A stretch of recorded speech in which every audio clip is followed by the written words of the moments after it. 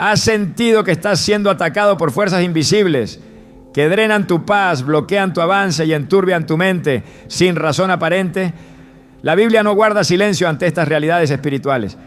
En 2 Reyes 2:21, el profeta Eliseo arrojó sal en las aguas y declaró: así dice el Señor, yo he sanado estas aguas, ya no causarán muerte ni esterilidad. Esta no fue solo una acción simbólica, sino una muestra del poder que ciertos elementos naturales adquieren cuando se consagran a Dios. Hoy exploraremos cómo algunas bebidas sagradas, mencionadas o inspiradas en principios bíblicos, pueden romper ataduras espirituales y neutralizar ataques de brujería. Te mostraremos cómo estas bebidas actúan como herramientas de restauración y cobertura espiritual cuando son usadas con fe y dirección divina. ¿Estás listo para entender lo que Dios ha reservado para ti en esta batalla espiritual invisible? Desde los tiempos más antiguos, Dios ha revelado que lo natural puede ser transformado en sobrenatural cuando se pone en sus manos. No hay acto sencillo que, consagrado con fe, no se convierta en un instrumento poderoso contra las tinieblas.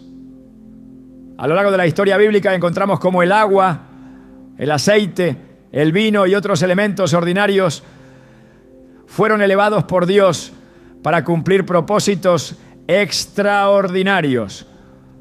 La batalla espiritual no se libra únicamente con palabras, también se gana con obediencia, con fe activa y con la disposición de reconocer que incluso lo que entra en nuestro cuerpo puede ser vehículo de bendición o de maldición, dependiendo de quién lo controle. Por eso, entender el principio espiritual de lo consagrado no es solo una enseñanza, es una necesidad vital para quienes enfrentan ataques invisibles pero reales. Hay personas que han sentido pesadez en el ambiente, bloqueos inexplicables, enfermedades repetitivas, y no comprenden que muchas veces están bajo un bombardeo espiritual disfrazado. La brujería no siempre llega con símbolos oscuros o rituales visibles. A menudo se manifiesta en opresión, ansiedad, pérdida de energía, confusión, cansancio sin causa y puertas cerradas sin explicación. Y es allí donde se vuelve crucial entender que Dios ha dejado medios consagrados para levantar una defensa efectiva y real. En el libro de Éxodo, capítulo 15, los israelitas llegaron a Mara y encontraron aguas amargas que no podían beber. Moisés clamó a Dios y él le mostró un árbol. Al echarlo en las aguas, estas se volvieron dulces. Esta transformación no fue un simple milagro físico, fue una declaración espiritual. Lo amargo puede cambiar cuando Dios interviene. Y así como Moisés transformó las aguas con una acción guiada por Dios, nosotros también podemos transformar lo que consumimos en herramientas espirituales cuando oramos y creemos con propósito. Ese acto de consagración, bendecir, separar, dedicar algo a Dios, convierte lo natural en vehículo de poder celestial. Eliseo comprendía este principio. En 2 Reyes 2, al llegar a Jericó, los hombres de la ciudad se quejaron. La situación de esta ciudad es buena, como mi señor ve, pero las aguas son malas y la tierra estéril. Entonces Eliseo pidió una vasija nueva con sal. Fue hasta el manantial, arrojó la sal y dijo: así dice el Señor, yo he sanado estas aguas, ya no habrá más muerte ni esterilidad. Y la tierra fue restaurada. ¿Qué hizo Eliseo exactamente? No fue la sal por sí sola, fue la acción profética y consagrada, el acto de declarar la voluntad de Dios sobre un elemento, transformándolo en canal de sanidad y liberación. Aquí no hablamos de superstición, hablamos de fe bíblica, de principios espirituales que siguen activos porque el mismo Dios de Eliseo es nuestro Dios hoy. Muchas personas subestiman la relación entre lo físico y lo espiritual. Creen que lo que se come o se bebe es solo una cuestión del cuerpo. Sin embargo, Jesús mismo usó pan y vino como símbolos eternos del nuevo pacto. en la última cena, Él no escogió símbolos abstractos, escogió alimentos. Y al bendecirlos dijo: esto es mi cuerpo, esta es mi sangre, haced esto en memoria de mí. Lucas 22, 19 a 20. No eran solo gestos simbólicos. Al tomar el pan y el vino bajo ese pacto, los discípulos estaban participando de algo espiritual profundo, algo que los conectaba con la gracia, el perdón y la cobertura del Cordero de Dios.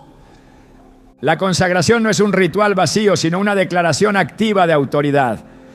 Es reconocer que todo lo que se somete a Dios se llena de su presencia. Y todo lo que se llena de su presencia se convierte en instrumento contra las tinieblas. Cuando oramos sobre lo que vamos a consumir, ya sea agua, té, jugo, aceite o cualquier otro alimento, y lo consagramos, no estamos haciendo un acto rutinario, sino un acto profético. Estamos diciéndole: este alimento está separado para vida, para luz, para bendición, para sanidad, para cobertura. Y cuando eso se hace con fe, el enemigo pierde legalidad. Recordemos lo que Pablo enseñó en 1 Timoteo 4, 4 a 5. Porque todo lo que Dios creó es bueno, y nada es de desecharse si se toma con acción de gracias, porque por la palabra de Dios y por la oración es santificado. Aquí está el fundamento de todo este principio. La oración consagra, la palabra de Dios activa, y juntos purifican y santifican lo que consumimos. Esto significa que sí, cuando bebemos algo orado y consagrado, estamos tomando algo santificado, apartado, activado por la fe y la autoridad del nombre de Jesús. Un pastor relataba cómo una mujer llegó a su iglesia totalmente abatida. Había sido objeto de brujería y maldiciones durante años, y aunque había recibido oración, siempre recaía. Hasta que el pastor le pidió que llevara una botella de agua y él la guiaría en oración para consagrarla. Esa mujer oró con una fe que no había mostrado antes. Declaró la sangre de Cristo sobre el agua y comenzó a beberla cada mañana con versículos en voz alta. En pocas semanas los síntomas se esfumaron. No fue magia, fue un acto de fe profunda y obediencia, un uso espiritual de un principio bíblico ignorado por muchos. Dios puede usar lo cotidiano para hacerlo eterno. Aquel acto no solo purificó su cuerpo, sino también su alma. Esa agua dejó de ser agua común. Se convirtió en un instrumento de pacto entre ella y su restaurador. Jesús en Juan 2 transformó agua en vino. ¿Por qué?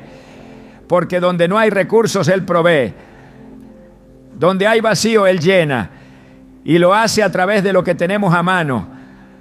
El milagro no fue en el vino, fue en la obediencia. Llenen las tinajas de agua. Ellos obedecieron y Dios hizo el resto. Muchos quieren liberación, pero no obedecen cuando Dios les dice que consagren sus hábitos, sus comidas, sus bebidas, sus pensamientos. La transformación empieza cuando decidimos que todo lo que entra a nuestro cuerpo será para su gloria. En tiempos antiguos, cuando alguien enfermaba, se hacía un acto simbólico y espiritual. Se le daba un brebaje consagrado, algo separado especialmente para sanarlo. Esto era más que medicina, era fe en acción. En la historia de Naamán, 2 Reyes 5, el profeta Eliseo no puso manos sobre él, no usó aceite ni pronunció una oración espectacular. Solo le dijo: ve y lávate 7 veces en el Jordán. Naamán se enojó. ¿Cómo iba un río a sanarlo? Pero cuando obedeció, quedó limpio de su lepra. Aquí no fue el agua del Jordán en sí, sino el acto de obediencia a una orden divina. Esa agua común, al ser usada con fe y dirección, se convirtió en medicina santa. ¿Cuántas veces despreciamos lo sencillo porque esperamos lo espectacular? Hay quienes toman café cada mañana para tener energía, otros toman té para relajarse. Pero, ¿qué tal si consagraras ese momento? ¿Qué pasaría si cada sorbo fuera acompañado de una oración, de una declaración, de una escritura? El enemigo trabaja en los hábitos automáticos porque sabe que es allí donde las personas están más vulnerables. Pero cuando una acción cotidiana se transforma en un acto espiritual, se convierte en una trampa para el enemigo. Cada vez que tú consagras lo que bebes, estás diciendo: mi cuerpo es templo del Espíritu Santo y nada que no venga de Dios tiene acceso aquí. No se trata de convertir lo espiritual en superstición, sino de vivir con conciencia de fe en cada detalle. En la antigüedad, cuando los levitas servían en el tabernáculo, todo lo que usaban era santificado. Desde las vasijas hasta los ingredientes del pan, todo pasaba por un proceso de consagración. No porque Dios necesite rituales, sino porque el ser humano necesita recordar constantemente quién gobierna su vida. Así también nosotros, en nuestra vida diaria, necesitamos aprender a detenernos y declarar: esto es del Señor, esta bebida, esta comida, este cuerpo, esta boca, esta alma, todo es suyo. En Proverbios 18:21 se nos recuerda que la muerte y la vida están en poder de la lengua, y los que la aman comerán de su fruto. Lo que declaras sobre lo que consumes, lo que permites que entre, lo que consagras, lo que bendices, todo eso tiene poder. Así como hay maldiciones lanzadas sobre objetos y alimentos, también hay bendición que se puede liberar sobre lo que Dios nos ha dado. El enemigo sabe que hay poder en lo que se consume. Por eso en la brujería se emplean bebidas con propósitos demoníacos. Pero el pueblo de Dios debe redimir ese terreno y declarar: lo que bebo es sagrado, lo que entra en mí fortalece el espíritu, limpia mi alma, fortalece mi fe. Cuando David fue ungido por Samuel, el aceite fue derramado sobre su cabeza. Ese aceite fue un símbolo físico de una realidad espiritual invisible. El Espíritu del Señor vino sobre él con poder. Lo que fue derramado sobre su cuerpo tuvo efectos en su destino. Así también lo que entra en nuestro cuerpo, si está consagrado, puede tener efectos en nuestra mente, en nuestras emociones, en nuestro entorno. Cuando entendemos esto, dejamos de ver nuestras bebidas como simples líquidos y comenzamos a verlas como portadores de propósito, si son ofrecidas al Señor. El enemigo no puede tocar lo que está bajo la cobertura de Dios. Lo que ha sido declarado santo no puede ser profanado.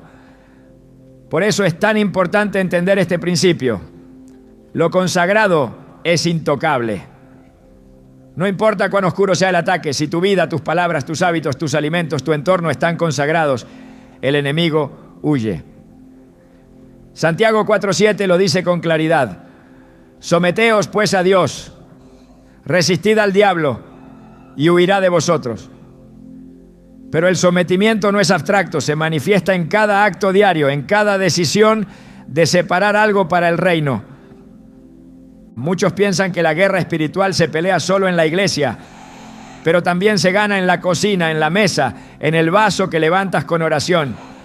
Cada vez que declaras vida sobre lo que consumes, estás resistiendo al enemigo. Cada vez que bebes con conciencia espiritual, estás diciendo: mi templo está limpio, mi alma está firme, mi espíritu está despierto. Y mientras otros confían en brebajes del ocultismo, tú recordarás que Dios ha puesto en lo natural lo necesario para vencer cuando se activa con fe. Ya no verás el agua como un simple líquido, sino como un símbolo del espíritu. Ya no verás el vino como un gusto ocasional, sino como el pacto de sangre que te protege. Ya no verás las plantas como hierbas comunes, sino como elementos que pueden ser usados por Dios para tu sanidad interior. Todo puede ser instrumento de liberación cuando es consagrado. Y este es el principio que abre el camino a todo lo que veremos a partir de ahora. Porque si comprendes esto, sabrás por qué cada bebida que exploraremos tiene un respaldo espiritual. No es el líquido el que libera, es el Dios que al ser invocado lo llena con su poder. Prepárate, porque lo que viene a continuación no es un conjunto de curiosidades, es revelación que puede cambiar tu vida desde adentro. ¿Estás listo para seguir bebiendo de lo que Dios ha preparado para fortalecer tu espíritu y destruir toda obra de oscuridad? Entonces no te detengas aquí. Lo mejor apenas comienza. Desde el principio de la creación, el agua ha ocupado un lugar sagrado en el diseño de Dios. No es casualidad que el Espíritu de Dios se moviera sobre las aguas en Génesis 1:2 antes de que cualquier otra cosa existiera. El agua fue el primer elemento físico sobre el que el Creador manifestó su presencia activa, y desde entonces ha sido símbolo de limpieza, restauración y vida. Pero también ha sido arma en batallas espirituales, canal de obediencia divina y expresión tangible del poder que fluye cuando Dios habla. En la Escritura, el agua no es solo un recurso natural, sino un componente espiritual profundo, cargado de significado y poder.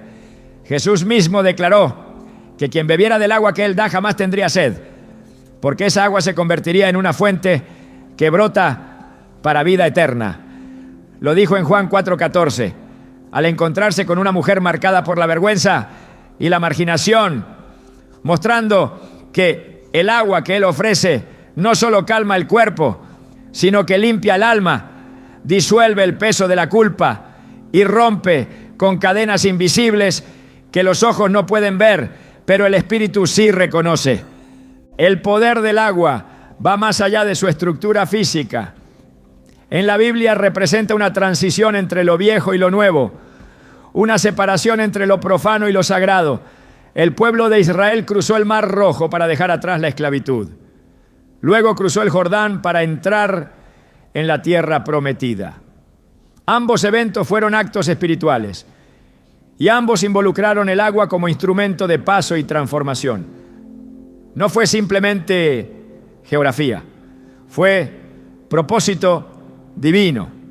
El agua se convirtió en línea divisoria entre lo que oprime y lo que Dios ha prometido, entre el Egipto del alma y la Canaán del espíritu.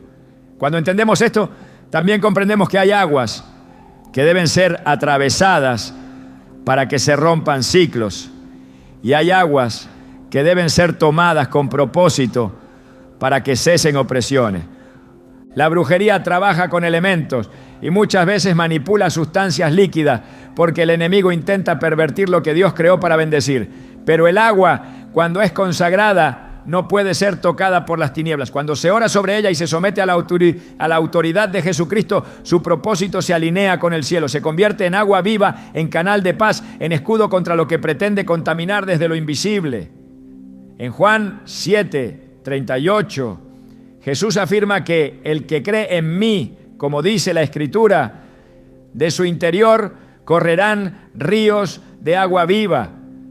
Esos ríos no se refieren a un fenómeno místico sin forma, son expresiones activas del Espíritu y se manifiestan en formas que muchas veces parecen simples, pero que son portadoras de poder. En el Antiguo Testamento el agua era utilizada en los rituales de purificación. Moisés lavó a Aarón y a sus hijos antes de consagrarlos como sacerdotes. No era una limpieza física ordinaria, era un acto de separación, de preparación espiritual. El agua eliminaba la impureza y establecía una nueva identidad. Lo mismo ocurría en las ceremonias del templo. Todo debía ser lavado, todo debía pasar por agua antes de entrar a lo sagrado. Porque el agua no solo limpia lo que se ve, sino lo que pesa. En Números 19 se detalla el proceso de preparación del agua de purificación, que incluía la ceniza de una novilla roja, mezclada con agua viva. Esta mezcla era rociada sobre las personas o los objetos que se consideraban impuros. Lo que nos muestra que Dios instituyó la idea de que el agua, cuando es tratada bajo sus instrucciones, adquiere un poder purificador que el mundo no puede replicar. Cuando Jesús fue bautizado en el Jordán, lo hizo no porque tuviera pecado, sino para confirmar que el agua seguía siendo símbolo de obediencia, de rendición y de activación espiritual. El cielo se abrió y el Espíritu descendió sobre él como paloma. Mateo 3:16 lo describe con precisión. No fue solo un bautismo, fue una revelación. Fue Dios diciendo: este es mi Hijo amado, en quien tengo complacencia.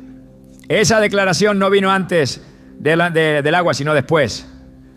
Porque el agua en las manos de Dios siempre abre puertas que estaban cerradas. Y donde hay declaración de Dios, no hay espacio para influencia maligna. El enemigo intenta operar por medio de contaminación. Lo hace a través de lo que se ingiere, lo que se toca, lo que se permite. Por eso el agua consagrada actúa como escudo. No es el líquido en sí lo que repele al mal, sino la obediencia con la que se ha presentado ante Dios y la fe con la que se ha recibido. Cuando el creyente ora sobre el agua y la consagra en el nombre de Jesús, esa agua deja de ser común, porque todo lo que pasa por el altar de Dios cambia de naturaleza. En 2 Reyes 5, Naamán fue instruido a lavarse 7 veces en el río Jordán para ser sanado de la lepra. En un primer momento menospreció la indicación, porque no entendía cómo algo tan simple podía tener tanto poder. Pero cuando obedeció, su carne fue restaurada como la de un niño. Porque el agua, cuando se mezcla con fe y obediencia, sana lo que ni los médicos pueden tocar. Las guerras espirituales requieren armas espirituales. Y el agua, cuando es usada bajo la cobertura de la palabra, se convierte en una de esas armas. Hay hogares donde el ambiente se ha vuelto pesado. Lugares donde la atmósfera está cargada sin causa visible. Situaciones donde el descanso desaparece sin razón aparente. En esos casos muchos recurren al cansancio como justificación, pero la raíz es espiritual. Cuando se ora sobre el agua, cuando se declara la protección de Dios, esa agua se convierte en instrumento de paz. En Éxodo 23:25 el Señor promete: servirás al Señor tu Dios, y Él bendecirá tu pan y tu agua, y quitaré toda enfermedad de en medio de ti. Esta promesa no es metafórica, es directa. Dios bendice lo que se consume cuando se le sirve con fidelidad. Y esa bendición incluye sanidad, cobertura y protección contra toda contaminación espiritual. Jesús, al hablar con la samaritana, no le ofreció una doctrina abstracta, le ofreció agua. Le habló del don de Dios y le dijo que si ella supiera a quién le estaba hablando, le pediría a él y él le daría agua viva. Esa conversación cambió la vida de esa mujer, no porque fuera un discurso elocuente, sino porque conectó lo espiritual con lo físico. El agua que Jesús le ofreció simbolizaba una fuente que nunca se seca, una vida que no depende de lo visible. Pero también dejó ver que Dios no desprecia lo cotidiano. Él lo usa, lo transforma, lo redime. Por eso, al consagrar el agua con oración y palabra, estamos reconociendo ese principio, que lo creado puede volver a su propósito original si se entrega nuevamente al Creador. En Apocalipsis 22:1 se menciona un río de agua de vida, claro como el cristal, que fluye del trono de Dios y del Cordero. Este río no es solo una imagen futura, es una representación de lo que emana de la presencia divina. Cuando nos alineamos con la voluntad de Dios, cuando oramos con sinceridad, cuando declaramos su palabra sobre lo que nos rodea, el fluir espiritual del cielo se activa sobre nuestra realidad.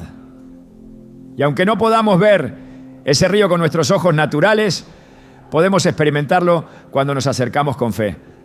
Por eso, cuando el creyente consagra agua para beber, no está actuando con superstición, sino con sabiduría espiritual. Está invitando a que lo invisible se manifieste a través de lo visible. Está diciendo, Dios purifica desde dentro lo que el enemigo ha intentado manchar desde fuera. No es extraño que en muchas culturas paganas se usen líquidos para hacer pactos, amarres, maldiciones y encantamientos, porque el reino de las tinieblas ha copiado y pervertido principios que fueron establecidos por Dios. Pero el pueblo de Dios no responde con temor, sino con autoridad, porque la luz no compite con la oscuridad, simplemente la disipa. Cuando un hijo de Dios consagra agua en el nombre de Jesús y la toma declarando Escritura, el enemigo no puede permanecer. No hay obra oculta que resista el fluir del Espíritu.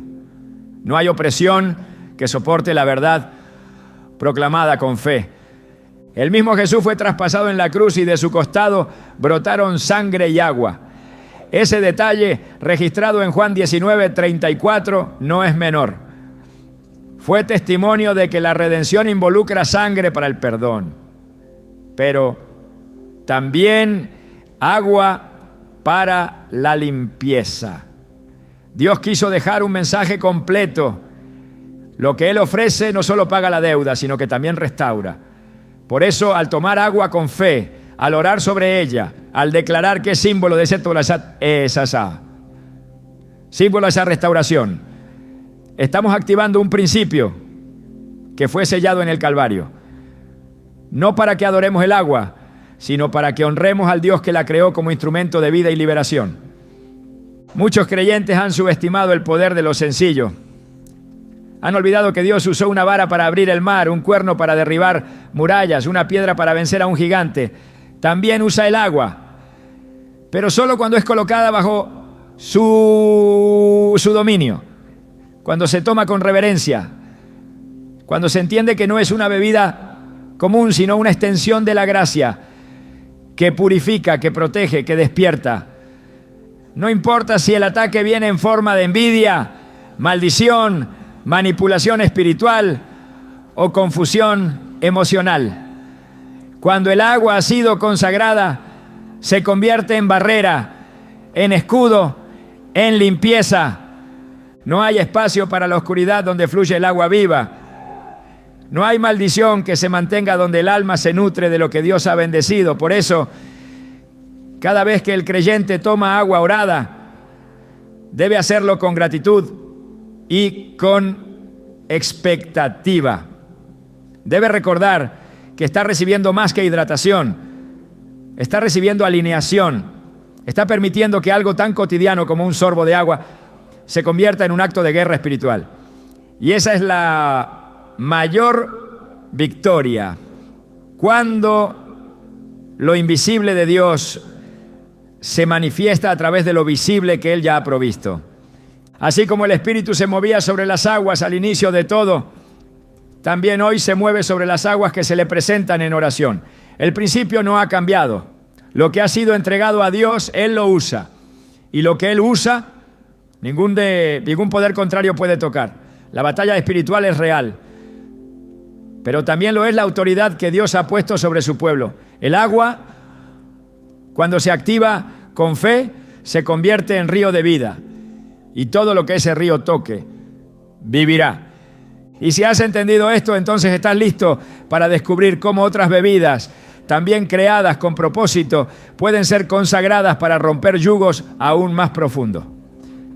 El fluir apenas comienza. En las Escrituras hay un símbolo que aparece en momentos clave del pacto, del sacrificio, de la redención y de la victoria: el vino. Desde el Antiguo Testamento hasta el Nuevo, este líquido no solo acompaña celebraciones, sino que está profundamente entrelazado con el lenguaje espiritual del cielo.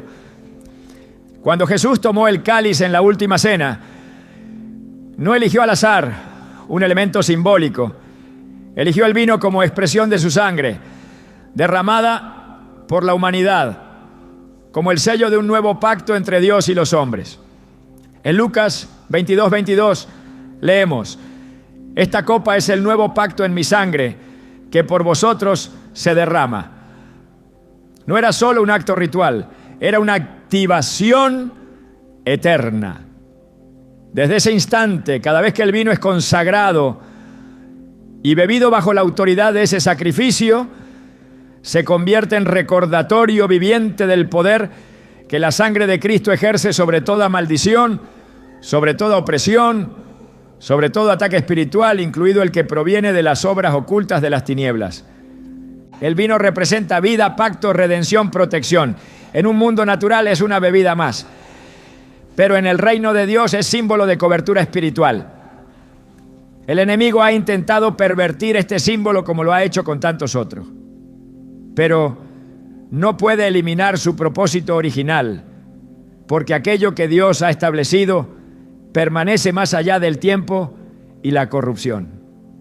Cuando el creyente bebe vino consagrado bajo el entendimiento del pacto, no solo participa de una tradición, se posiciona dentro de una verdad espiritual que está cubierto por la sangre del Cordero, que ninguna obra del adversario tiene autoridad sobre su vida, que su alma ha sido redimida y que toda acusación se encuentra silenciada por el sacrificio del Mesías. Desde los días de Abraham el vino estuvo presente en momentos de bendición. Melquisedec, rey de Salem y sacerdote del Dios Altísimo, salió al encuentro de Abraham trayendo pan y vino y lo bendijo diciendo: bendito sea Abraham del Dios Altísimo, creador de los cielos y de la tierra. Génesis 14, 18 a 19. Este sacerdote, figura mesiánica, introdujo el vino como parte de la bendición y del pacto. No era una acción simbólica, vacía. Era una transacción espiritual. Lo que Melquisedec presentó no fue solo hospitalidad, fue conexión con el cielo. Cuando el vino se ofrece con entendimiento espiritual, se activa la misma conexión. Y todo lo que el enemigo haya levantado en secreto contra la vida de un hijo de Dios debe deshacerse ante el peso de un pacto eterno. La sangre tiene voz. Hebreos 12:24 afirma que Jesús es el mediador del nuevo pacto y de la sangre rociada que habla mejor que la de Abel.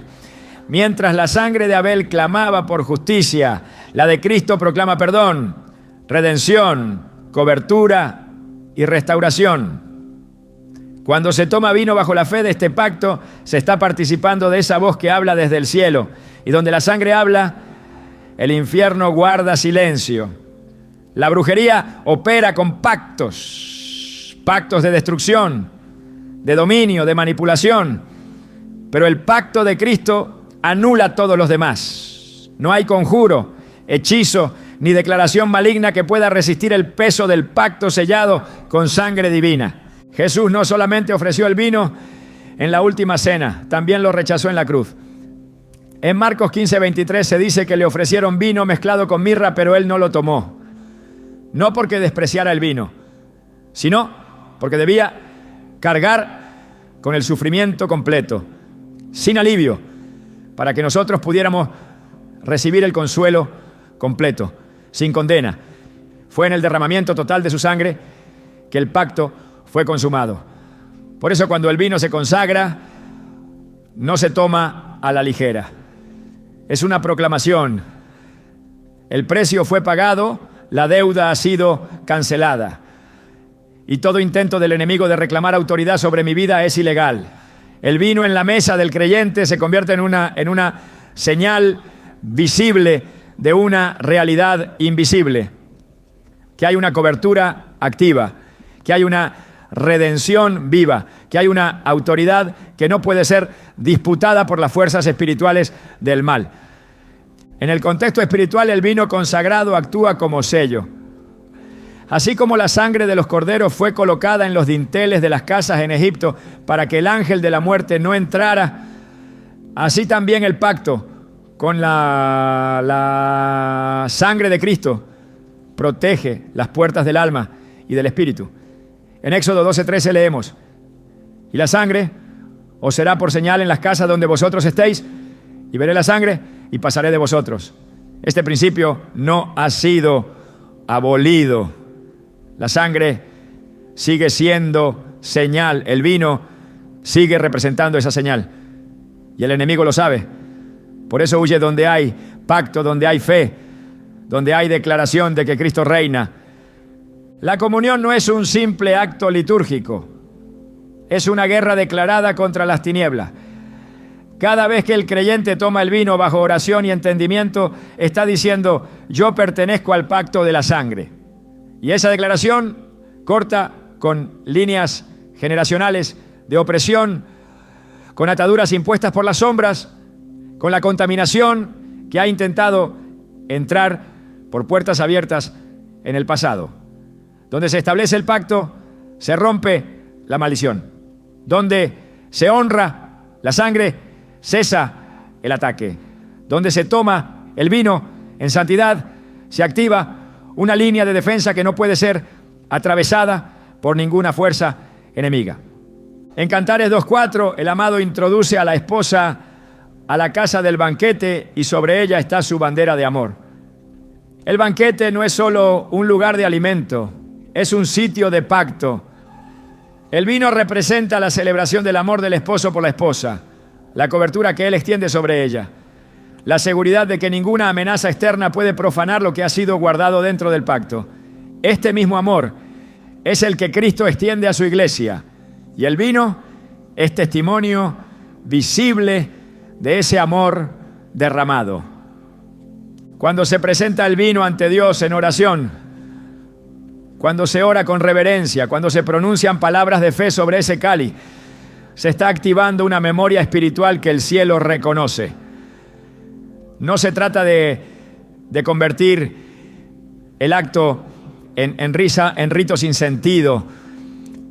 Se trata de honrar lo que representa, de usarlo como vehículo para alinear el alma con la cobertura de Cristo. Al hacerlo, se interrumpe la acción de todo plan contrario.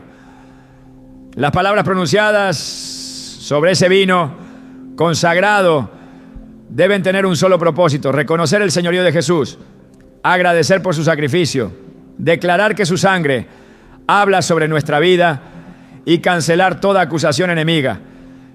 El vino también representa gozo espiritual. El salmista decía que Dios da vino que alegra el corazón del hombre. Salmo 104:15. En el contexto del ataque espiritual, el gozo es una señal de victoria. Donde hay vino consagrado y tomado con fe, no solo hay protección, también hay restauración del gozo perdido. Muchas veces los ataques de brujería se manifiestan como tristeza inexplicable, desesperanza, pérdida del sentido de dirección. Pero cuando se activa el pacto con el vino bajo oración, el corazón es renovado y la paz que sobrepasa todo entendimiento comienza a tomar el lugar de la inquietud. El vino no solo cubre, también restaura, no solo protege, también revive. La Biblia es clara al mostrar que el enemigo opera en legalidades. Toma autoridad donde encuentra pecado no confesado, objetos contaminados, pactos generacionales no rotos, pero no tiene autoridad sobre lo que está cubierto por la sangre. No puede tocar aquello que ha sido apartado bajo el pacto de redención.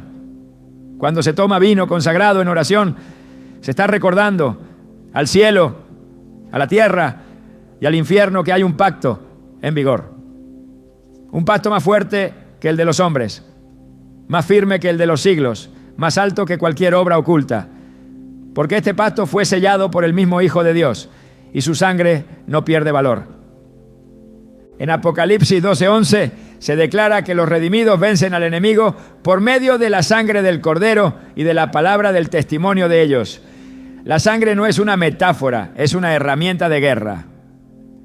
Y el vino consagrado, cuando se toma en el nombre de esa sangre, se convierte en testimonio visible de esa victoria.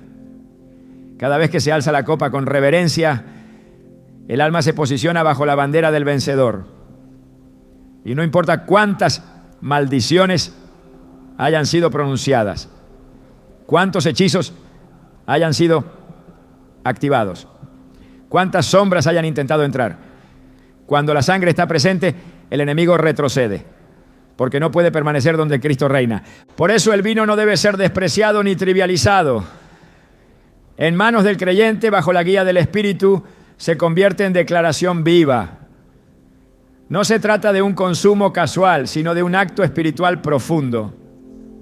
El creyente que ora sobre el vino, que lo consagra, que lo toma con conciencia, está participando de la realidad más poderosa que existe, la del sacrificio eterno que rompió toda cadena. Y en esa participación se cancela todo ataque de brujería, se quiebra toda asignación de las tinieblas, se cierran puertas abiertas sin consentimiento y se afirma la identidad de quien ha sido lavado, redimido y sellado. Cristo no dejó a su iglesia sin protección. Dejó herramientas, dejó símbolos llenos de vida, dejó principios espirituales activos. Y el vino, como representación de su sangre, es uno de ellos. Cada sorbo tomado en oración es una proclamación de vida, una afirmación de fe, un grito de victoria en el mundo invisible. Mientras los enemigos espirituales traman en secreto, el creyente responde con verdad revelada. Y esa verdad es esta: la sangre de Cristo habla mejor, cubre más, llega más profundo y prevalece sobre todo ataque. Este principio permanece intacto, no necesita ser reformulado, solo necesita ser vivido. Y mientras el mundo se rinde a pactos oscuros, el pueblo de Dios levanta la copa de salvación, proclamando el nombre del Señor. Así está escrito en el Salmo 116, 13. Tomaré la copa de la salvación e invocaré el nombre del Señor. Esta es la verdadera guerra espiritual. Levantar el vino consagrado y declarar que ninguna arma forjada prosperará. Porque donde la sangre fue derramada, la victoria ya fue asegurada. El enemigo puede intentar, pero no puede vencer, porque la sangre ha hablado, porque el vino ha sido consagrado, porque el pacto sigue vigente. Y ahora que has comprendido la profundidad espiritual del vino como cobertura, estás preparado para conocer cómo otras bebidas también mencionadas o inspiradas por principios bíblicos han sido creadas para fortalecer el espíritu y romper influencias que buscan destruir desde la sombra. Cada elemento tiene un propósito. Cada paso que damos en esta revelación nos lleva más cerca del diseño original de Dios. Nada fue creado sin sentido. Todo lo que ha sido consagrado, Él lo usa. Y lo que Él usa, nadie puede tocar. A lo largo de la historia bíblica, las plantas han tenido un papel significativo, no solo en el sustento del cuerpo, sino también en la restauración del alma. La creación no está fragmentada entre lo físico y lo espiritual, porque Dios no hizo nada sin intención. Cada árbol, cada raíz, cada hoja lleva en su origen una asignación divina. El salmista decía que los árboles del campo aplauden ante la presencia del Señor. Y si lo creado reacciona con la gloria de Dios, también puede ser activado por su propósito para bendecir, liberar y proteger. Las infusiones hechas con plantas no son una moda ni una superstición, son parte de una revelación más profunda que conecta lo natural con lo celestial.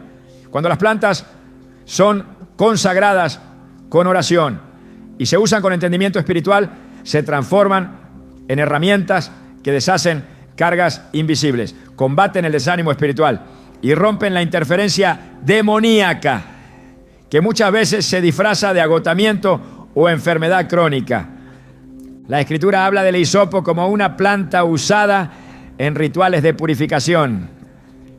En Éxodo 12 fue con hisopo que los israelitas marcaron sus casas con la sangre del cordero. Y esa acción impidió que el ángel de la muerte tocara sus hogares. No fue un acto simbólico, vacío. Fue una instrucción espiritual con efecto real. El hisopo no fue escogido al azar. Dios lo utilizó como canal de obediencia.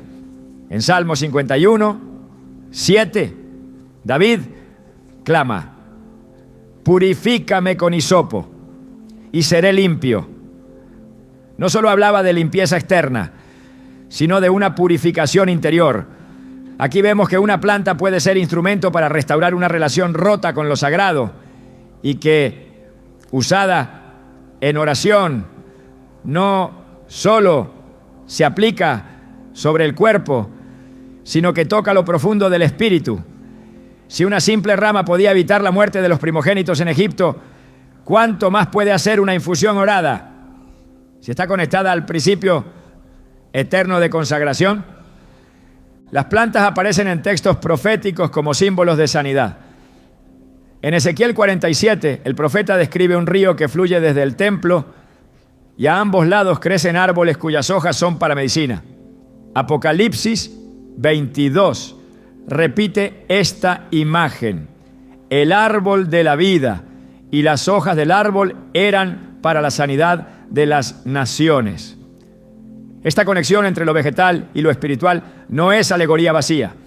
Es una declaración de que lo que brota de la tierra puede, cuando es guiado por la instrucción de Dios, ser transformado en medicina para el alma. El reino no desconecta lo visible de lo invisible. Los elementos naturales, cuando son activados por fe, pueden llegar donde la palabra humana no alcanza. Una infusión preparada con propósito, con plantas que Dios creó, con oración, con dirección, puede romper aflicciones que fueron sembradas en el cuerpo, pero cuya raíz es espiritual. La brujería manipula elementos, torna en instrumentos de opresión aquello que Dios creó para bien. Por eso, cuando se redime lo creado y se somete al gobierno del Altísimo, se produce una inversión del daño. Las hierbas que en las manos equivocadas sirven para mal, en las manos consagradas sirven para vida. El enemigo no tiene poder de creación, solo pervierte. Pero cuando se ora sobre lo natural y se utiliza con entendimiento espiritual, lo que fue contaminado se convierte en canal de restauración. Las infusiones hechas con hierbas como la mirra, la albahaca o el laurel pueden, al ser presentadas delante de Dios, convertirse en actos de guerra espiritual. No por el sabor ni por el conocimiento ancestral, sino por la presencia que se manifiesta donde hay obediencia y fe. El libro de Cantares menciona varias plantas aromáticas utilizadas como símbolo del deseo del alma por la presencia del amado. Canela, nardo, mirra, azafrán. Estos no son nombres decorativos, no, son expresiones espirituales codificadas en lo natural. Cada aroma, cada hoja, cada semilla tiene una resonancia en el mundo espiritual cuando es activada con oración. La mirra, usada en la preparación del aceite de la unción, tiene propiedades purificadoras y fue uno de los regalos ofrecidos al niño Jesús. No fue un detalle simbólico, fue una proclamación que sobre él reposaba la sanidad, el perfume de lo sagrado, la preparación para un propósito mayor. Cuando se prepara una infusión con mirra, consagrada con la palabra, esa bebida se convierte en una declaración profética sobre el cuerpo y el espíritu de quien la toma. Es un acto de conexión con el cielo. La sabiduría bíblica no está desconectada del uso de la tierra. Proverbios 27:9 declara que el ungüento y el perfume alegran el corazón. El espíritu humano responde al contacto con lo que Dios creó para el bienestar integral. Y cuando eso se recibe bajo oración, bajo reverencia, bajo discernimiento, las barreras levantadas por las tinieblas empiezan a derrumbarse, porque las plantas tienen propiedades físicas, sí, pero también responden a principios espirituales cuando son puestas al servicio del propósito eterno. No se trata de sustituir la oración con una taza de infusión. Se trata de entender que la fe puede usar cualquier recurso que Dios haya creado, cuando ese recurso ha sido redimido bajo su gobierno. En Isaías 38, el profeta le da al rey Ezequías una instrucción clara. Tomen masa de higos y pónganla en la llaga y sanará. No fue un milagro espontáneo, fue una sanidad con medio natural, dirigido por palabra profética. Ese principio sigue vigente, no porque haya poder en la hoja, sino porque hay poder en la obediencia. Cuando se prepara una infusión con dirección espiritual, con entendimiento, con gratitud, y se toma como parte de una oración de guerra, el alma se alinea, el cuerpo responde, y el enemigo se encuentra sin acceso, porque lo que ha sido bendecido no puede ser maldecido. Lo que ha sido declarado santo no puede ser tocado por el impío. El creyente que entiende esto deja de mirar lo natural con ojos comunes. Comienza a discernir que Dios habla a través de lo que ha creado. Comienza a usar las herramientas disponibles, no como supersticiones, sino como actos de fe consciente. Y cada sorbo se transforma en declaración. Cada preparación se vuelve altar. No es el líquido, es el principio. Es la fe que lo consagra. Es la obediencia que lo activa. Es la presencia de Dios que lo llena. Ahora que este principio ha sido revelado, es tiempo de avanzar hacia otros elementos que también han sido dados por Dios como señal, como símbolo, como escudo. Porque lo que se consume con fe, bajo dirección, bajo pacto, se convierte en canal de protección. La guerra continúa, pero también el respaldo del cielo. Desde el inicio, la leche ha estado presente como símbolo de provisión, pureza y promesa. La tierra prometida fue descrita por Dios como un lugar que fluye leche y miel, no como una metáfora trivial, sino como una imagen concreta de nutrición espiritual, descanso divino y abundancia sobrenatural. Esa expresión repetida a lo largo de la Torá revela un patrón profundo. Donde hay leche, hay cuidado celestial, hay sustento que no depende del esfuerzo humano. Hay garantía de que el alma será fortalecida por una fuente inagotable. La leche, en su esencia más pura, representa el alimento directo del cielo para los que comienzan, para los que necesitan restauración, para los que están siendo desintoxicados del mundo, y cuando es consagrada, se convierte en señal de redención activa, en herramienta que levanta, nutre y sana lo que ha sido debilitado por la opresión espiritual. El apóstol Pedro exhorta a los creyentes diciendo: desead como niños recién nacidos la leche espiritual no adulterada, para que por ella crezcáis para salvación. 1 Pedro 2:2. Aunque habla del crecimiento espiritual a través de la palabra, no desconecta la comparación física. Porque lo que es verdad en el alma se refleja en el cuerpo. El enemigo opera a través del desgaste, a través del cansancio que parece cotidiano pero que tiene raíz espiritual. Ataca con confusión, con sequedad emocional, con desaliento progresivo. Y en esos momentos la leche consagrada, cuando se toma con oración, se convierte en respuesta celestial para alimentar no solo lo físico, sino también lo que ha sido consumido por dentro. El alma debilitada necesita lo que recuerda al origen, y la leche es eso, el primer alimento, la primera conexión con el sustento, la expresión tangible del cuidado directo. La leche ha sido asociada con la inocencia, con el inicio, con la restauración. Cuando el pueblo de Israel vagó por el desierto, Dios les repetía que les daría una tierra buena, que fluía leche y miel. Esa promesa no apuntaba únicamente a prosperidad agrícola. Era un anuncio espiritual: recibirán nutrición sin contaminación, sustento sin carga, reposo sin esclavitud. Lo que antes fue dolor sería reemplazado por plenitud. La leche representa la restauración del diseño original. Y cuando se presenta ante Dios y se ora sobre ella con palabra, con fe y con dirección, se activa como señal profética del regreso al favor divino. El cuerpo lo recibe como alimento, pero el espíritu lo percibe como señal. En Cantares 5:1 la voz del amado declara: he comido mi panal y mi miel, he bebido mi vino y mi leche. Este pasaje no es una imagen romántica solamente, es la descripción del gozo de la comunión, del deleite que proviene de lo que ha sido santificado, de lo que fluye del pacto. La leche aparece en esa lista como parte del banquete de intimidad entre Dios y su pueblo.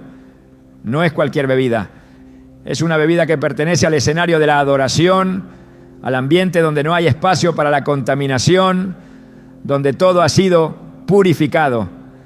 El alma que bebe leche orada bajo la guía del Espíritu entra en ese ambiente, participa de una comunión restaurada, se reposiciona en un estado de dependencia confiada, de seguridad renovada.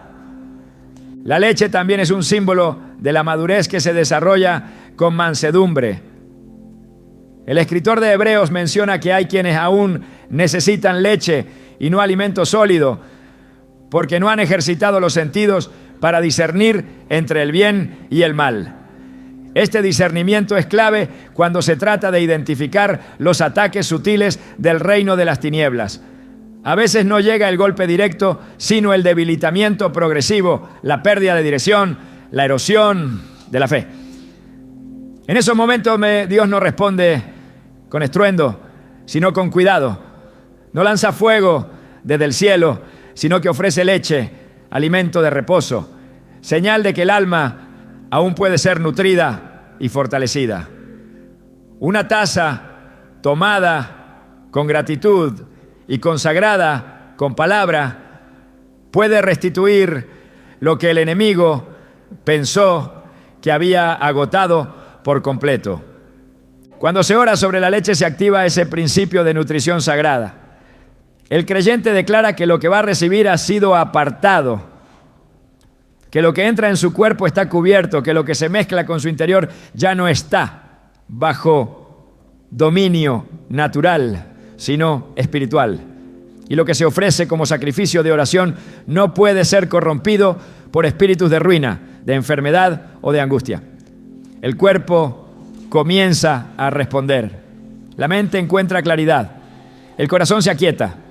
No por el poder del líquido, sino por la legalidad del acto de fe. Porque donde hay fe, hay respuesta. Donde hay oración sincera, hay cobertura. Donde hay santificación, no hay acceso para el adversario. La leche también aparece en pasajes que celebran la abundancia.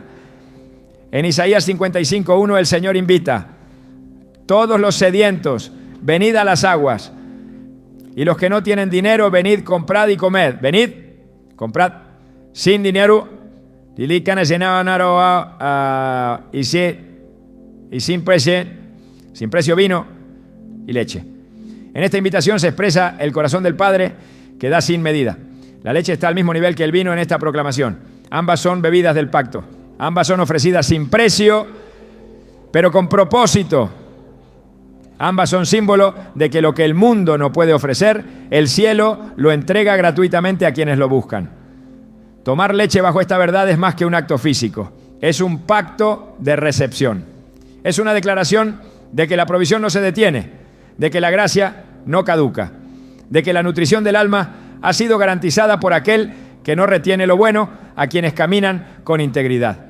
La leche tiene un rol espiritual que no puede ser minimizado. Es la expresión de la ternura de Dios, del amparo en tiempos de desgaste, del regreso al principio cuando todo lo demás ha fallado. Es alimento que no contamina, sustancia que no pervierte, símbolo que no se corrompe. Por eso cuando se consagra y se toma con oración no solo alimenta, también restaura, también limpia, también rompe pactos de sequedad y libera de toda palabra que intentó envenenar desde lo invisible. El alma lo reconoce y responde. La paz vuelve, la fuerza se levanta, la atmósfera cambia, porque lo que Dios ha consagrado no puede ser profanado. Al comprender esta dimensión, el creyente ya no toma la leche como parte de un hábito cotidiano, sino como herramienta espiritual, como señal activa del favor de Dios, como memoria de una promesa que aún fluye. Y así, el alma se alinea, el cuerpo se fortalece y la guerra espiritual pierde fuerza, porque el alimento ya no es común, sino consagrado. Y todo lo que ha sido consagrado tiene propósito eterno. Lo que el enemigo ha querido sembrar como confusión, Dios lo transforma en claridad cuando su pueblo entiende los principios espirituales que Él ha establecido desde el principio. Las bebidas consagradas no son un simple recurso natural, ni una fórmula mágica. Son expresiones de obediencia, fe y alineación.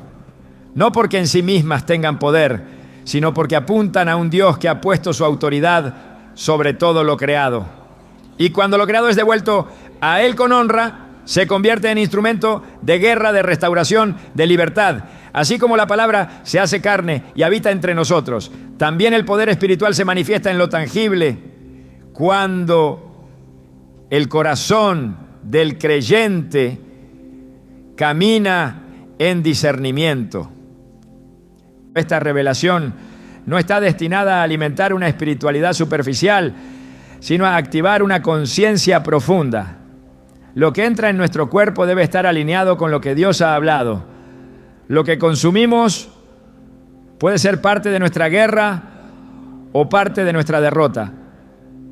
Por eso el enemigo ha utilizado sustancias, líquidos, pócimas y rituales, porque sabe que el acceso al alma muchas veces empieza por lo que se ingiere sin discernimiento. Pero también, por eso, el cielo ha dejado modelos claros de cómo revertir toda maldición, cómo transformar lo contaminado en puro, cómo hacer que incluso una simple bebida se convierta en altar de pacto. La verdadera victoria no está solo en saber que el ataque existe, sino en vivir por encima de su influencia. Estas bebidas sagradas, cuando se activan con fe, no solo protegen, también transforman, también restauran lo que fue desgastado, también despiertan lo que estaba dormido. Porque no se trata del líquido, sino del reino operando a través de vasos dispuestos. La guerra espiritual no se gana con gritos, sino con legalidad. No se vence desde el temor, sino desde la posición de autoridad. Y esa autoridad se afirma en los actos que reconocen a Dios como fuente de toda provisión, sanidad y poder. Quien ha entendido el propósito de estas bebidas no vive esclavo del miedo, sino guiado por la sabiduría del Espíritu. Y mientras el mundo desprecia lo sencillo, el creyente se mueve con precisión, sabiendo que cada acción guiada por Dios tiene consecuencias en lo invisible. Beber con fe se convierte en declarar cobertura. Preparar con oración es alinear los elementos con el cielo. Consagrar lo cotidiano es recordar que no hay rincón en nuestra vida donde Dios no quiera reinar. Hoy no termina una lección, comienza una responsabilidad. Lo que has recibido no es solo conocimiento, es activación. Porque si el enemigo usa líquidos para destruir, Dios levanta hijos que usan los elementos redimidos para liberar. Y donde uno decide beber desde el Espíritu, el alma entera responde con vida. El mayor engaño del enemigo no es la oscuridad abierta, sino la sutil desconexión entre lo visible y lo invisible. Su estrategia no siempre se presenta como un ataque frontal, sino como una rutina espiritual vacía, como una desconexión entre lo que se cree y lo que se practica, entre lo que se ora y lo que se consume. Pero cuando el creyente despierta al entendimiento de que todo lo que lo rodea, lo que toca, lo que bebe, lo que consagra, puede convertirse en canal de propósito divino, entonces la atmósfera cambia, la visión se aclara y la guerra espiritual comienza a inclinarse del lado del reino, porque en el reino nada es neutral. Todo lo que Dios ha creado puede ser activado o ignorado. Y ahí es donde comienza la verdadera diferencia entre los que vencen y los que sobreviven. Lo que el Padre está revelando en este tiempo no es una serie de rituales, sino una vida de discernimiento, un llamado a caminar con los ojos abiertos, a vivir sabiendo que el Espíritu se expresa a través de lo material cuando hay fe, cuando hay obediencia, cuando hay rendición. Las bebidas consagradas no son fórmulas que reemplazan la oración, ni recursos para evadir la guerra espiritual. Son herramientas espirituales diseñadas por Dios para ser usadas con propósito, no con superstición. Y el propósito no es otro que establecer dominio celestial en cada área de la vida cotidiana. Cuando tomas una bebida en obediencia, activas un principio. Cuando la presentas en oración, reconoces una verdad. Y cuando la consumes con entendimiento, entras en una dimensión donde lo que parecía común se vuelve sagrado. Este guión no fue creado para exaltar objetos, sino para recordar que lo consagrado se vuelve inviolable, que aquello que pasa por las manos de Dios no puede ser corrompido por las tinieblas. Y si el enemigo ha usado elementos físicos para atar, Dios responde redimiendo esos mismos elementos para liberar. El pueblo que entiende esto deja de temerle a lo oculto y comienza a caminar en dominio. Porque la verdadera victoria no consiste en saber qué hace el adversario, no, sino en saber cómo responde el cielo. Y el cielo siempre responde con verdad, con legalidad espiritual, con presencia activa, no con agitación emocional, sino con una autoridad que se establece a través de actos concretos. Nada de lo que se ha dicho en este mensaje tendría valor si no condujera a una transformación real. Porque lo más sagrado no es lo que se guarda en el templo, sino lo que se vive en lo secreto. El enemigo sabe que si logra separar al creyente de su entendimiento espiritual diario, puede debilitarlo sin usar violencia, sin estruendos. Solo necesita que se olvide de orar, que se le olvide consagrar lo que bebe, que empiece a considerar normales los ambientes pesados, los sueños turbios, el cansancio sin causa. Por eso este mensaje es urgente, porque lo invisible se activa con decisiones visibles. Y quien no activa lo de Dios por medio de lo natural, deja abierta la puerta a influencias que entran sin permiso, pero se quedan con legalidad. Hoy se ha revelado algo que muchos no sabían, que lo que bebes puede ser una entrada o una muralla, que lo que pones en tu cuerpo puede ser una llave de maldición o un canal de bendición, y no por el líquido en sí, sino por la autoridad que cargas.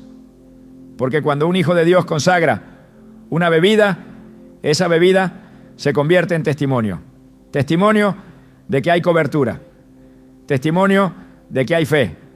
Testimonio de que nada en su vida está fuera del altar. Ese testimonio es lo que el enemigo no puede refutar. No puede tocar lo que está sellado con sangre, lo que ha sido ofrecido con oración, lo que ha sido redimido por palabra viva.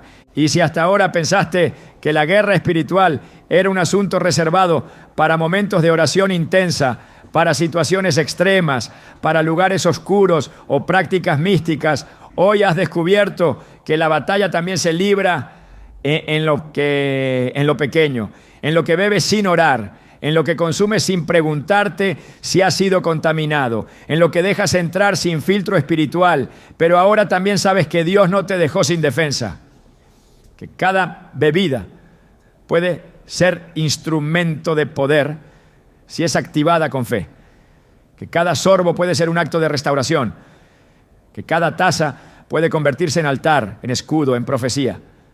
Porque todo lo que se consagra, Él lo usa. Y todo lo que Él usa, lo llena de gloria. Este mensaje no te pide cambiar de dieta, te invita a cambiar de perspectiva, a dejar de vivir desconectado de lo invisible, a recordar que lo sagrado no es un lugar al que vas, es una forma en la que decides vivir. Y cuando esa decisión entra hasta en lo que bebes, el enemigo pierde acceso, pierde argumento, pierde terreno, porque ya no puede operar en un cuerpo donde cada bebida ha sido marcada, donde cada sustancia ha sido devuelta al Creador, donde cada sorbo habla de un pacto que sigue vigente. Ahora sabes que el agua puede ser un escudo, que el vino puede sellar un pacto, que las infusiones pueden romper cadenas, que la leche puede restaurar el alma, que la miel puede renovar la visión, que el aceite puede levantar lo caído. Pero más allá de eso, sabes que el poder no está en la bebida, sino en la fe que las activa, en la oración que las consagra, en el espíritu que las llena. Por eso este no es el final, es el inicio de una vida donde todo lo que entra por tu boca ha pasado primero por el altar. Una vida donde hasta lo más simple se convierte en arma, porque el reino de Dios no se manifiesta solo en lo grande, sino en cada acto invisible de fidelidad que tú decides hacer visible, que tú decides